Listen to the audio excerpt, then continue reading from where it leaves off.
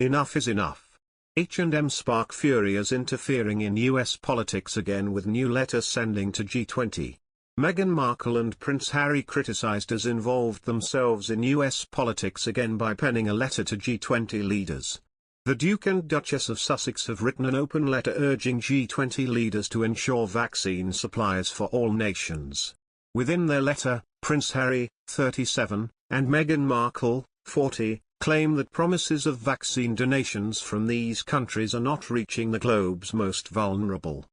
The Sussexes joined forces with WHO Director General, Dr. Tedros Adhanom Ghebreyesus to issue the correspondence on the eve of the G20 summit.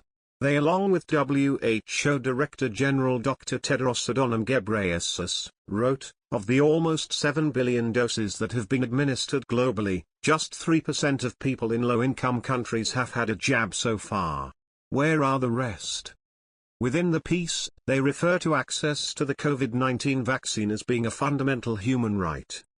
It comes after the Sussexes' visit to New York last month, where they campaigned for global vaccine equity. The Duke and Duchess held a round table with WHO during their trip, where leaders from across global public health, government, and civil society discussed the barriers to vaccine access in low-income nations. It is anticipated that environmental issues will be prominent on the agenda for G20, but the recovery from the pandemic is also likely to feature in discussions between world leaders.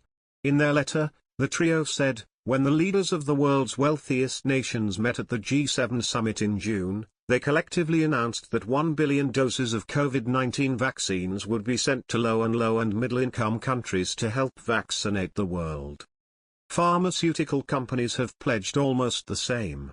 The letter called out a handful of countries at the G20 summit who have millions of surplus vaccines that are destined to be wasted once they expire. The royals added that discarded vaccines should outrage us all. They wrote, each dose represents a real person, a mother, father, daughter, or son, who could have been protected. Each of us come from very different places, backgrounds, and life experiences, but we share a common goal, to tackle global inequity. They said, each dose represents a real person, a mother, father, daughter, or son, who could have been protected.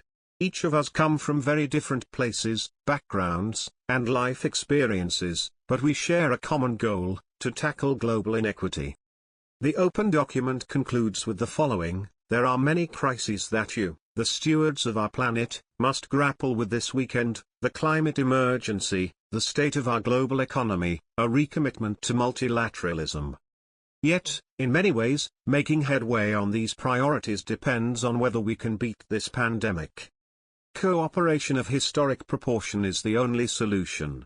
Lives literally depend on it. It comes after Meghan issued a letter to U.S. Congress leaders to advocate for paid leave for all parents. She drew on her status as a mother of two within the campaign piece and issued a call to ensure that millions of American families can access guaranteed paid leave. The letter was written on Sussex-headed paper and was signed off with Meghan's Duchess title.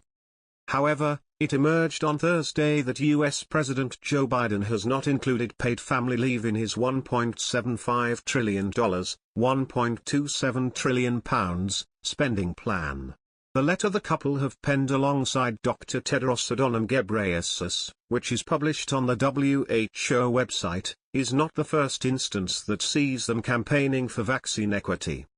Last month, Harry and Meghan appeared on stage in New York for the Global Citizen Live event where the couple called on pharmaceutical companies to waive their intellectual property rights on COVID vaccines as the pandemic was becoming a human rights crisis.